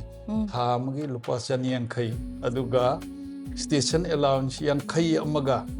ꯂꯨꯄꯥ 300 ꯐꯪꯉꯦ. ꯇꯥꯏꯠ ꯂꯨꯄꯥ 50 ꯀꯛꯈ꯭ꯔꯒ 160 ꯐꯪꯉꯦ. ꯑꯗꯒꯤꯗꯤ ꯀꯔꯤꯅꯣ ꯈꯪꯗꯦ ꯑꯉꯛꯄꯅꯤ ꯑꯩꯈꯣꯏꯒꯤ ꯀꯔꯤꯒꯨꯝꯕ ꯑꯃꯠꯇ ꯑꯦꯗ꯭ꯔꯦꯁ ꯌꯥꯎꯗꯦ. ꯑꯣꯖꯥ ꯔꯥꯈꯣꯟ ꯅꯪꯒꯤ ꯈ꯭ꯔꯤꯁꯃꯥꯁꯀꯤ ꯅꯨꯡꯁꯤꯕꯤꯕ ꯃꯤꯁꯤꯡꯅ ꯑꯗꯨ ꯂꯥꯛꯑꯦꯅ ꯄ꯭ꯔꯖꯦꯟꯗꯤ ꯃꯌꯥꯝ ꯂꯥꯛꯑꯦ. ꯑꯗꯨꯒ ꯑꯩꯁꯤ ꯖꯅꯋꯥꯔꯤꯗꯒꯤ ꯑꯃꯨꯛ 1981ꯁꯤꯗ ꯃꯣꯏꯔꯥꯡ ꯃꯤꯁꯟ ꯀꯝꯄꯥꯎꯟꯁꯤꯗ ꯂꯩꯔꯦ. ꯃꯣꯏꯔꯥꯡꯗ. ꯑꯗꯒꯤ ꯑꯃꯨꯛ 82 ꯐꯥꯎ ꯂꯩꯔꯦ ꯍꯥꯏꯔꯒ ꯑꯃꯨꯛ 82ꯒꯤ ꯖꯅꯋꯥꯔꯤꯁꯤꯗꯒꯤ ꯑꯃꯨꯛ ꯊꯥꯡꯒꯗ 2004 ꯐꯥꯎ ꯂꯩꯔꯦꯅꯦ. ꯑꯗꯣ ꯃꯇꯝꯗꯨꯗ ꯌꯥꯝ ꯅꯨꯡꯉꯥꯏꯕ ꯋꯥꯔꯤ ꯑꯃ ꯊꯣꯛꯈꯤ. ꯌꯥꯅꯤ ꯑꯣꯖꯥ ꯍꯥꯏꯕꯤꯔꯛꯑꯣ. ꯑꯩꯈꯣꯏ ꯊꯧꯒꯜ ꯇꯧꯃꯤꯟꯅꯕ ꯀꯥꯡꯕꯨꯁꯤꯡꯅ ꯑꯩꯈꯣꯏꯒꯤ ꯐꯤꯜ ꯁꯦꯀ꯭ꯔꯦꯇꯔꯤꯁꯤꯗ ꯑꯩꯁꯤ ꯌꯨ ꯊꯛꯑꯦꯅ ꯔꯤꯄꯣꯔꯠ ꯄꯤꯔꯝꯕꯖꯥꯠꯅꯤ. ꯑꯗꯨ ꯌꯥꯝ ꯅꯨꯡꯉꯥꯏꯈ꯭ꯔꯕꯀꯣ. ꯑꯗꯩꯗꯤ ꯑꯩꯗꯤ ꯀꯩꯁꯨꯝꯇ ꯈꯪꯗꯕꯅꯤꯅ ꯑꯩꯈꯣꯏꯗꯤ ꯄꯥꯠ ꯃꯄꯥꯟꯅꯤꯅ ꯈꯔꯥ ꯑꯃ ꯁꯥꯔꯒ ꯈꯣꯡꯒ ꯆꯥꯝꯊꯣꯛꯇꯨ ꯂꯩꯔꯤꯉꯩꯗ ꯑꯩꯈꯣꯏ ꯐꯤꯜ ꯁꯦꯀ꯭ꯔꯦꯇꯔꯤꯁꯤ ꯂꯥꯛꯑꯦꯕ. ꯑꯗꯨꯒ ꯀꯔꯤ ꯍꯥꯏꯒꯦꯕꯨ ꯅꯪ ꯑꯩ ꯂꯥꯛꯀꯅꯦꯅ ꯈꯪꯗꯕ꯭ꯔꯥ ꯁꯤꯅꯦ. ꯑꯣꯖꯥ ꯑꯩꯗꯤ ꯈꯪꯗꯦꯅꯦ. ꯃꯈꯣꯏꯅ ꯄꯥꯎ ꯍꯥꯏꯗꯕ꯭ꯔꯥ ꯁꯤꯅꯦꯕ. ꯍꯥꯏꯗꯦ ꯁꯤꯅꯦ. ꯑꯗꯣ ꯑꯩꯈꯣই ꯆꯔꯆ ꯃꯆꯥ ꯑꯃ ꯂꯩ ꯑꯗꯨꯗ ꯅꯪ ꯂꯥꯛꯑꯣ ꯃꯤ ꯃꯌꯥꯝ ꯐꯝ ꯂꯩꯔꯦ ꯍꯥꯏ. ꯑꯗꯩꯗꯤ ꯑꯩꯁꯨ ꯆꯠꯂꯦ ꯑꯗꯨꯒ ꯈ꯭ꯔꯤꯁꯇꯥꯟ ꯅꯠꯇꯕ ꯃꯌꯥꯝꯁꯨ ꯆꯔꯆꯀꯤ ꯃꯄꯥꯟ ꯑꯀꯣꯏꯕꯁꯤꯗ ꯂꯩꯌꯦ. ꯑꯗꯒꯤ ꯃꯥꯅ ꯀꯔꯤ ꯍꯥꯏꯒꯦꯕꯨ ꯅꯪ ꯌꯨ ꯊꯛꯑꯦ ꯁꯤ ꯆꯨꯝꯕ꯭ꯔꯥ ꯁꯤꯅꯦꯕ. ꯃꯌꯥꯝ ꯃꯃꯥꯡꯗ ꯍꯪꯉꯛꯄ. ꯃꯌꯥꯝ ꯃꯃꯥꯡꯗ ꯍꯪꯉꯤꯃꯦ. ꯑꯗꯨꯒ ꯈ꯭ꯔꯤꯁꯇꯥꯟ ꯅꯠꯇꯕꯁꯤꯡꯗꯨꯅ ꯀꯔꯤ ꯍꯥꯏꯒꯦꯕꯨ ꯃꯥꯕꯨ ꯌꯨ ꯊꯛꯑꯦꯕ ꯑꯩꯈꯣꯏ ꯂꯩꯀꯥꯏꯁꯤꯗꯗꯤ ꯃꯥꯗꯤ ꯍꯨ ꯃꯔꯛꯇ ꯇꯥꯕ ꯑꯃꯤꯇ꯭ꯔꯅꯦꯅ ꯍꯥꯏꯅꯔꯤꯅꯤ. ꯍꯥꯏꯗꯤ ꯏꯄꯥꯗꯨ ꯑꯣꯛꯈꯤꯗ꯭ꯔꯕꯅꯤꯅ ꯃꯄꯥꯏ ꯃꯆꯥ ꯎꯒꯤ ꯃꯍꯩ ꯍꯥꯏꯅꯦꯅ ꯑꯩ ꯀꯔꯤꯝ ꯊꯛ ꯆꯥꯗꯦ. ꯑꯩꯗꯤ ꯈ꯭ꯔꯤꯁꯇꯥꯟ ꯑꯣꯏꯕꯒꯤ ꯃꯔꯝꯅ ꯊꯛ ꯆꯥꯗꯕ ꯅꯠꯇꯦ. adum hanadagi ꯍꯥꯟꯅꯗꯒꯤ ꯇꯧꯔꯛꯇꯦꯕꯀꯣ ꯁꯨꯔꯨꯞꯀꯤ ꯃꯍꯥꯎ ꯈꯥꯏꯅꯤꯒꯤ ꯃꯍꯥꯎ ꯀ꯭ꯋꯥꯒꯤ ꯌꯨꯒꯤ ꯃꯍꯥꯎ ꯈꯪꯖꯔꯛꯇ꯭ꯔꯕ ꯃꯤꯅꯦꯕ ꯌꯥꯝ ꯆꯝꯕ ꯌꯥꯝ ꯆꯝꯅ ꯑꯗꯨꯃꯥꯏꯅ ꯂꯩꯖꯔꯛꯄꯗꯨꯗ ꯃꯥꯅ ꯅꯪ ꯌꯨ ꯊꯛꯑꯦ ꯍꯥꯏ ꯑꯗꯨꯅ ꯅꯪ ꯀꯔꯤ ꯈꯜꯂꯤ 하이나 하락번이다. 아두다 이나 능 그리 하이닝엔 하락셔 이나 오자 아이디 그리 하이로니 머름디 오자디 아이유 태에시 타제비라가 와연 비네나 라크르네. 아이나 뭐 아이 턱티 하이칸 오자 타제비라로야 봐. 아두부 아이나 오자도 황음다 흥저기 아이유 태에시 까나나 하이브노 신이다. 하이람바 미도. 마름 미도. 아두다 마나 그래 하기고 너코이 바바나 하이네 하이나 하락번네. aduda ina ja masana drug chaba masana yu thakpa sibu mapana mi khuding da igi shadi drug chai ai shadi yu thayen haigadra haikana masi tumil lai gre adi kari am to masi hairam dre adai di masalage na hai aduga pharena ina handshake to kan ma nang ai thindo roidra na haire aziki ozadina chumine hairaga khoigi thanga chingyang karang chapagi khoi bazar macham leibdo adudo magi ambassador car se tharame aduga aina madu hau thindu hoyza thindok pum matam du da mana kari toge wa igi nangan se to pop phurga nang karinta nang sathino hojik se sorna nangon da wa ngangning ba matam ni prathana nang kan to ko na harame adu hojikti mana result am hau piram dam ni na aina ngai ri sidi ai thabak to poi si do ngai bani da adugadi 1984 gi December sida ingon de CM lae ai thabak to poi si or mane na na phak to ka paru budadi thabak to poi si oiram dre ai transfer gi si oi leram aduna ai si thanga da gi Imphal war cemetery sida pukhat pire ai khoi Evangelism si ꯊꯕꯛ ꯐꯠꯇ꯭ꯔꯒꯅ ꯃꯐꯝ ꯑꯃꯗ ꯆꯍꯤ 3 ꯊꯕꯛ ꯐꯔꯒꯅ ꯆꯍꯤ 5 ꯅꯦꯕ ꯑꯗꯨꯒ ꯑꯩꯗꯤ ꯃꯥꯅ 1985 ꯗꯒꯤ ꯏꯝꯐꯥꯜꯗ ꯄꯨꯈꯠꯄꯤꯔꯛꯄꯗꯨꯗ ꯏꯝꯐꯥꯜ ꯃꯤꯁꯟ ꯀꯝꯄꯥꯎꯟꯁꯤꯗ ꯑꯩ ꯆꯍꯤ 13 ꯊꯝꯕꯤ ꯑꯗꯨꯒ ꯑꯗꯨꯗꯒꯤ ꯉꯁꯤ ꯐꯥꯎꯕꯁꯤ ꯏꯝꯐꯥꯜꯗ ꯂꯩꯔꯒ ꯑꯗꯨꯝ ꯊꯧꯒꯜ ꯇꯧꯖꯩ ꯑꯗꯨꯅ ꯑꯩꯈꯣꯏ ꯑꯁꯥꯝ ꯕꯔꯥꯛ ꯚꯦꯂꯤ ꯃꯌꯥꯝꯅ ꯀꯁꯥꯔ ꯍꯥꯏꯅꯕꯁꯤꯗ ꯃꯁꯤꯡ ꯈꯪꯗꯅ ꯂꯣꯔꯒꯤ ꯑꯐꯕ ꯋꯥꯄꯥꯎ ꯁꯟꯗꯣꯛꯈ꯭ꯔꯦ ꯑꯗꯨꯒ ꯂꯣꯏꯅꯅ ꯇ꯭ꯔꯤꯄꯨꯔꯥꯗ ꯑꯩꯈꯣꯏꯒꯤ ꯖꯣꯁꯦꯐꯀ ꯂꯣꯏꯅꯅ ꯑꯩꯈꯣꯏ 4-5ꯔꯛ ꯆꯠꯈ꯭ꯔꯦ ꯍꯣꯖꯥꯏꯗ ꯑꯩꯈꯣꯏ 3ꯂꯛ ꯆꯠꯈ꯭ꯔꯦ ꯃꯅꯤꯄꯨꯔꯒꯤ ꯆꯨꯔꯆꯥꯟꯄꯨꯔ ꯁꯥꯏꯠꯇ ꯎꯈ꯭ꯔꯨꯜ ꯁꯥꯏꯠꯇ ꯇꯣꯉꯥꯟ ꯇꯣꯉꯥꯟꯕ ꯃꯐꯝꯗ ꯆꯠꯄꯁꯤꯗ ꯏꯁꯣꯔꯅ ꯄꯨꯜꯄꯤꯠꯇ ꯑꯐꯕ ꯋꯥꯄꯥꯎꯁꯤ ꯁꯟꯗꯣꯛꯄ ꯅꯠꯇꯅ opener preaching da tongan mafamda aibu sandohanbibasi aina sum counter zwabda sermon selising ohungi mathakta sandokre na aina laujei aduna mathang gano tarokosida aigi punsida isorna sauna loina bigiba haiptare lukir haina kawba mafamduda numit humni gi gospel campaign ama tawe salam lukir asoigi se masida sermon taret aina sandoe friday to sunday sida adu monday da pungning hongma mi yaurodi baptism tawgadaban adu matamduda aina mittagi pi tan haraujaba angakpa isorgi thorangdi kainobu nomotada mi yankhaisi pulapna baptism tawbugi wa wow praise the lord hallelujah amuk ani subadadi mizoram gi dorpui haina ko da manipur dagi christian nataba mi tara aduga tripura dagi christian nataba mi tara kasar dagi mi tara torgo mizoram da laiba christian nataba maitei singsi taw matam mizoram gi dorpui da afaba wapau sandokpa matamda mi kunthraga mangana amuk baptism tawbiyabako hallelujah aduna aina khalludaba sorgi angakpa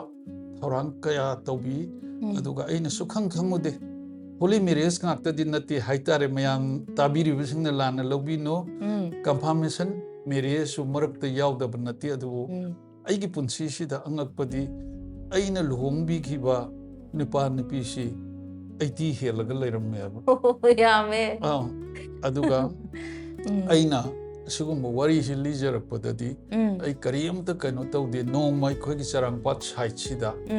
mi ama siba matamda oja na phammaga wari libiyo haibanida ꯆꯠꯄꯁꯤꯗ ꯃꯤ ꯁꯤꯕꯁꯤꯗ ꯍꯣꯏ ꯑꯗꯨꯒ ꯑꯃꯨꯛꯇꯁꯨ ꯄꯨꯟꯁꯤꯁꯤꯗ ꯋꯥꯔꯤ ꯂꯤꯔꯛꯇ꯭ꯔꯤꯕ ꯑꯩꯅ ꯐꯩꯖꯣꯝ ꯁꯦꯠꯂꯒ ꯐꯝꯃꯒ ꯃꯗꯨꯗ ꯋꯥꯔꯤ ꯂꯤꯔꯨꯕꯗꯒꯤ ꯃꯊꯪ ꯃꯤꯁꯤꯡꯅ ꯑꯣꯖꯥꯅ ꯋꯥꯔꯤ ꯂꯤꯔꯒ ꯅꯨꯡꯉꯥꯏ ꯑꯣꯖꯥꯅ ꯋꯥꯔꯤ ꯂꯤꯔꯒ ꯅꯨꯡꯉꯥꯏ ꯑꯗꯨꯅ ꯑꯩꯈꯣꯏ ꯒꯣꯁꯄꯦꯜꯁꯤ ꯐꯖꯅ ꯑꯗꯨꯝ ꯀꯩꯅꯣ ꯇꯧꯋꯦ ꯍꯥꯏꯕꯗꯒꯤ ꯂꯤꯕꯤꯌꯨ ꯍꯥꯏꯕꯗꯒꯤ ꯑꯁꯤꯒꯨꯝꯕ ꯀꯣꯟꯗꯣꯂꯦꯟꯁꯀꯨꯝꯕ ꯐꯤꯔꯣꯏꯒꯨꯝꯕꯁꯤꯗ ꯑꯗꯒꯤ ꯆꯥꯏꯜ ꯗꯦꯗꯤꯀꯦꯁꯟꯒꯨꯝꯕ ꯑꯁꯤꯒꯨꯝꯕꯁꯤꯗ ꯐꯝꯃꯒ ꯋꯥꯔꯤ ꯂꯤꯕꯒꯤ ꯊꯕꯛꯁꯤ ꯄꯥꯏꯈꯠꯆꯈꯤꯕꯅꯤ ꯑꯩ ꯀꯗꯥꯏꯗꯒꯤ ꯀꯔꯝꯍꯥꯏꯅ ꯇꯧꯕꯅꯣ ꯍꯥꯏꯕ ꯈꯪꯖꯗꯦ ꯑꯩꯅ ꯉꯁꯥꯏ ꯍꯥꯏꯖꯈꯤꯗꯨꯅꯤ ꯑꯩꯗꯤ ꯀꯔꯤ ꯑꯃꯠꯇ ꯈꯪꯖꯕ ꯅꯠꯇꯦ ꯑꯗꯨꯕꯨ ꯏꯁꯣꯔꯅ ꯁꯤ ꯇꯧ ꯍꯥꯏꯕꯗꯨꯗ ꯑꯗꯨꯝ ꯆꯠꯆꯕꯗꯨꯅ ꯉꯁꯤ ꯑꯗꯨꯒꯨꯝꯕ ꯃꯥꯒꯤ ꯊꯧꯒꯜꯁꯤ ꯇꯧꯕ ꯐꯪꯖꯕꯅꯤ ꯍꯥꯏꯅ ꯁꯨꯃꯥꯏꯅ ꯍꯥꯏꯖꯒꯤ ꯏꯆꯥ ꯏꯕꯦꯝꯃꯀꯣ ꯑꯣꯖꯥꯒꯤ ꯋꯥꯔꯤꯁꯦ ꯉꯁꯥꯏꯒꯤ ꯑꯩꯅ ꯍꯪꯖꯈꯤꯕꯁꯦ ꯑꯣꯖꯥꯗ ꯑꯣꯖꯥꯅ ꯀꯣꯟꯗꯣꯂꯦꯟꯁꯀꯨꯝꯕ ꯍꯥꯏꯗꯤ ꯁꯣꯔꯥꯠ ꯐꯤꯔꯣꯏ ꯆꯥꯏꯜ ꯗꯦꯗꯤꯀꯦꯁꯟ ꯑꯣꯏꯕ ꯌꯥꯏ ꯑꯗꯒꯤ ꯑꯣꯄꯟ ꯑꯦꯌꯔ ꯄ꯭ꯔꯤꯆꯤꯡꯕꯨ ꯑꯣꯏꯕ ꯌꯥꯏ ꯁꯤ ꯀꯔꯝꯍꯥꯏꯅ ꯀꯅꯥꯅ ꯑꯣꯖꯥꯅ ꯉꯥꯡꯕꯤꯗꯕ ꯌꯥꯗꯦ ꯍꯥꯏꯕꯒꯤ ꯄꯨꯊꯣꯔꯛꯄꯁꯦ ꯀꯅꯥꯅꯣ ꯍꯥꯏꯅ ꯑꯣꯖꯥꯗ ꯍꯪꯖꯕ ꯈꯛꯇꯅꯤ ꯑꯗꯨꯗ ꯑꯣꯖꯥꯅ ꯋꯥꯔꯤꯁꯤ ꯃꯗꯨꯒꯤ ꯋꯥꯔꯤꯁꯤ ꯂꯥꯛꯅꯅꯕꯒꯤ ꯋꯥꯔꯤ ꯃꯌꯥꯝ ꯑꯃ ꯂꯤꯔꯛꯈ꯭ꯔꯦ ꯑꯗꯨꯒ ꯂꯣꯏꯁꯤꯜꯂꯛꯄꯗ ꯉꯁꯥꯏ ꯑꯩꯅ ꯍꯪꯈꯤꯕ ꯋꯥꯍꯪꯗꯣ ꯑꯗꯨꯒꯤ ꯄꯥꯎꯈꯨꯝ ꯄꯤꯔꯒ ꯂꯣꯏꯁꯤꯟꯕꯤꯔꯝꯕꯁꯤꯗꯅꯦ ꯑꯣꯖꯥꯒꯤ ꯕ꯭ꯔꯦꯟꯁꯦ ꯌꯥꯝ ꯐꯔꯤꯀꯣ ꯑꯣꯖꯥ ꯌꯥꯝ ꯐꯔꯤ ꯏꯁꯣꯔꯅꯅꯦ ꯑꯁꯨꯛꯀꯤ ꯃꯇꯤꯛ ꯑꯣꯖꯥꯒꯤ ब्ꯔꯦꯟ ꯑꯗꯨꯒ ꯄꯥꯡꯒꯜ ꯂꯧꯁꯤꯡ ꯏꯁꯣꯔꯅ ꯑꯁꯨꯛꯀꯤ ꯃꯇꯤꯛ ꯍꯥꯞꯄꯤꯔꯒ ꯊꯝꯕꯤꯔꯤꯀꯣ ꯑꯣꯖꯥ ꯌꯥꯝ ꯊꯥꯒꯠꯆꯩ ꯏꯁꯣꯔꯕꯨ ꯍꯥꯏꯅꯤꯡꯉꯥꯏ ꯂꯩꯇꯅ ꯍꯥꯏꯕꯗꯤ ꯑꯩꯅ ꯍꯪꯉꯨꯔꯤꯕ ꯋꯥꯍꯪꯗꯣ ꯌꯥꯝꯅ ꯁꯥꯡꯕ ꯋꯥꯍꯪꯗꯤ ꯅꯠꯇꯦ ꯑꯗꯨꯕꯨ ꯑꯣꯖꯥꯅ ꯁꯤꯒꯤ ꯋꯥꯔꯤꯁꯤ ꯂꯥꯛꯅꯅꯕ ꯍꯣꯠꯅꯕ ꯃꯇꯝꯗ ꯉꯁꯥꯏꯒꯤ ꯅꯨꯡꯉꯥꯏꯔꯛꯄ ꯋꯥꯔꯤ ꯑꯗꯒꯤ ꯑꯗꯨꯝ ꯋꯥꯔꯤ ꯈꯔ ꯂꯤꯕꯤꯈ꯭ꯔꯦ ꯑꯗꯨꯒ ꯑꯣꯖꯥꯅ ꯂꯥꯁ ꯄꯣꯏꯟꯗ ꯍꯧꯖꯤꯛꯀꯤ ꯑꯩꯅ ꯍꯪꯈꯤꯕ ꯋꯥꯍꯪꯗꯣ ꯑꯗꯨꯒꯤ ꯄꯥꯎꯈꯨꯝ ꯄꯤꯔꯒ ꯂꯣꯏꯁꯤꯟꯕꯤꯕꯗꯨꯗ ꯑꯩꯅ ꯌꯥꯝꯅ ꯑꯣꯖꯥꯒꯤ ꯕ꯭ꯔꯦꯟꯁꯦ ꯌꯥꯝ ꯀꯜꯂꯛꯆꯕ ꯍꯥꯏꯇꯥꯔꯦ ꯑꯗꯣ ꯑꯣꯖꯥ ꯑꯩꯅ ꯑꯃꯨꯛ ꯃꯈꯥ ꯇꯥꯅ ꯑꯃꯨꯛ ꯑꯣꯖꯥꯗ ꯑꯃꯨꯛ ꯍꯪꯖꯅꯤꯡꯕꯁꯦ ꯑꯣꯖꯥꯁꯤ ꯏꯁꯣꯔꯒꯤ ꯊꯧꯒꯜ ꯇꯧꯕ ꯍꯥꯏꯕꯗꯤ ꯑꯣꯖꯥꯅ ꯃꯤ ꯀꯌꯥ ꯏꯁꯣꯔꯒꯤ ꯋꯥꯄꯥꯎ ꯁꯟꯗꯣꯛꯄꯗꯒꯤ ꯃꯤ 50 ꯅꯣꯡꯃꯇꯗ ꯕꯞꯇꯤꯖꯝ ꯂꯧꯈꯤꯕ ꯑꯗꯒꯤ ꯃꯤ 35 ꯅꯣꯡꯃꯇꯗ ꯕꯞꯇꯤꯖꯝ ꯂꯧꯈꯤꯕ ꯑꯉꯛꯄ ꯑꯆꯧꯕ ꯕꯣꯔ ꯀꯌా ꯑꯃ ꯏꯁꯣꯔꯅ ꯑꯣꯖꯥꯗ ꯄꯤꯕꯤꯕ ꯍꯥꯏꯇꯥꯔꯦ ꯁꯤꯒꯨꯝꯕ ꯑꯣꯖꯥꯕꯨ ꯏꯁꯣꯔꯅ ꯁꯤꯖꯤꯟꯅꯕꯤꯔꯒ ꯑꯣꯖꯥꯒꯤ ꯋꯥꯍꯩꯅ ꯍꯥꯏꯇꯥꯔꯦ ꯃꯤ ꯀꯌꯥ ꯄꯨꯛꯅꯤꯡ ꯍꯣꯡꯈꯤꯕ ꯑꯁꯤꯒꯤ ꯅꯨꯡꯉꯥꯏꯕ ꯋꯥꯔꯤ ꯃꯌꯥꯝꯁꯨ ꯇꯥꯖꯔꯦ ꯑꯗꯨ ꯃꯔꯛꯁꯤꯗ ꯑꯣꯖꯥ ꯑꯩꯅ ꯍꯥꯏꯖꯅꯤꯡꯕꯁꯦ ꯑꯣꯖꯥꯅ ꯇꯧꯕꯤꯔꯤꯕ ꯊꯧꯒꯜꯁꯤꯒꯤ ꯃꯅꯨꯡ ꯆꯟꯅ ꯑꯣꯖꯥꯁꯦ ꯏꯁꯣꯔꯒꯤ ꯍꯥꯏꯗꯤ ꯃꯦꯁꯦꯖ ꯄꯤꯕ ꯑꯗꯨꯒ ꯁꯤꯒꯨꯝꯕ ꯑꯗꯩ ꯂꯨꯍꯣꯡꯕꯒꯤ ꯀꯔꯤꯒꯤ ꯊꯧꯔꯝ ꯃꯌꯥꯝ ꯇꯧꯕꯤꯕꯁꯤ ꯅꯠꯇꯕꯤꯗ ꯑꯣꯖꯥꯅ ꯏꯁꯩꯔꯣꯝꯗ ꯈꯤꯇꯪ ꯆꯪꯁꯤꯟꯖꯔꯛꯄꯗ ꯑꯣꯖꯥꯁꯦ ꯏꯁꯩ ꯃꯌꯦꯛꯀꯁꯨ ꯏꯌꯦꯅ ꯇꯥꯏꯌꯦꯕ ꯑꯣꯖꯥ ꯑꯗꯣ ꯏꯕꯤꯕ꯭ꯔꯥ ꯑꯣꯖꯥ ꯏꯁꯩꯁꯤ ꯑꯩꯈꯣꯏ 50 ꯏꯔꯝꯕ ꯇꯥꯔꯦ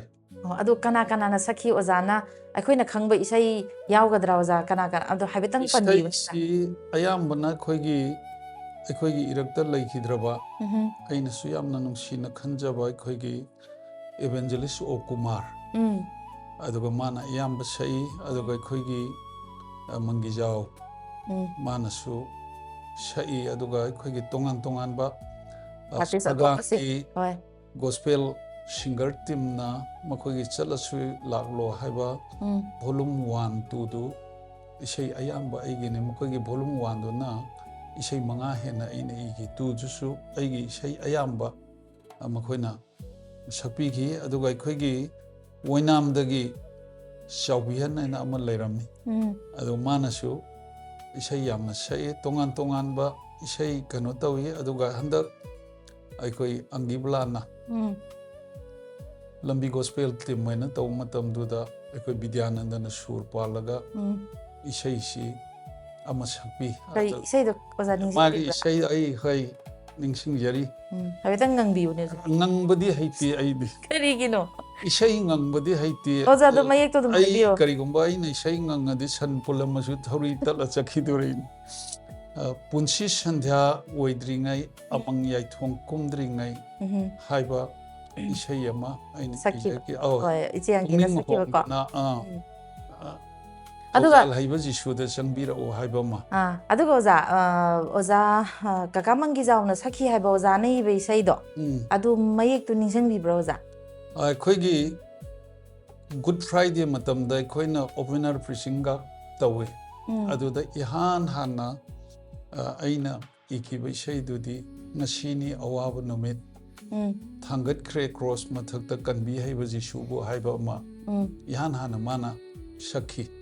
ani subada ithaudangni pikpagi su pikna chawbagi su chawna haiba ama amuk sai kogi mayamda preaching tawnanabagi damakta adagi kogi kumarna sakhiba isaidana war cemetery da lay matamda ningthamta asida aisi phuklamna hogalaga ngatang nungsa yaigen tawkanda adar kulab am sale aduda nungsisi liri silaga manasi walong kenkibuda aina haina khallaga aikoi thawai leirang leinungsi kenbagi matam naide do apom larang su kamkhini pomsatna su khuikini haiba ma aduda amamu iki aduga oza maraksida aina muka oza da hangjaningi je kamangi jauna sakpa isai ingthabagi ningthau haiba isai sisu oza na ibiba na trouza khoi aina ije khiban adudi oza yam nungaijare oza na ngasaidagi panbiriba isai singsi aikoigi studio da haitari studio da isai singsi khara leiramdaba su dum yauni adubu kamangi jauna sakpa ingthabagi ningthau jisuna haiba isai sidi akhoi studio da leijaba isai oijabane aina su khangjai aduna ipaija wari sanare ise adum phana sangjale aduna ozana ibikhiba isai do adu ngaktang bior mayam ga punna taminaraga ngaktang pothasi oza khoi taminasi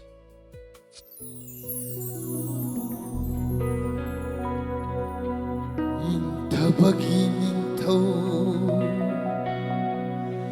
jisuna bibiba ingthabatai bangda ingthabagi ningthau jisuna bibiba ingthabatai bangda sandokjari shanti paude sandokjari shanti paude thajaba macha ai khoina thajaba macha ai khoina ingthabagi ningthau jisuna bibiba ingthabatai bangda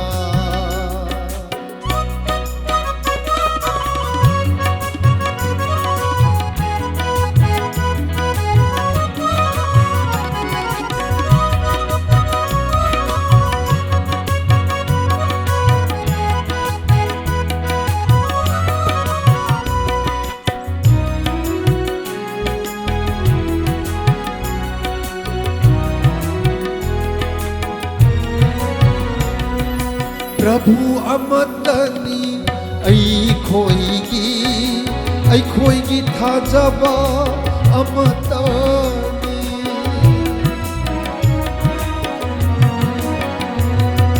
Prabhu amatani aikhoigi thajaba amatani jingmi tammi ichin inami Tami ichin inami hingminnasi aikoi hingminnasi aikoi hingminnasi aikoi hingminnasi aikoi ingthabagi ningthau jisuna bibiba ingthabatai bangda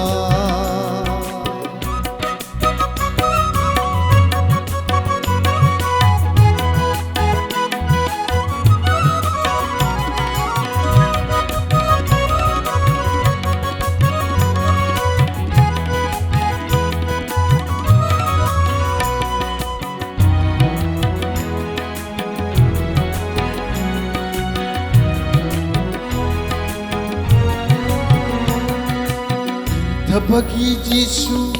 thajabana amata oiba kholauna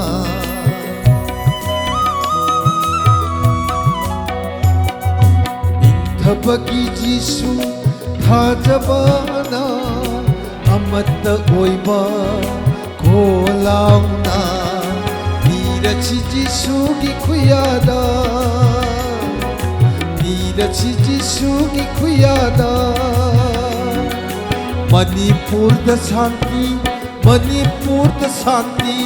Manipur da Shanti Manipur da Shanti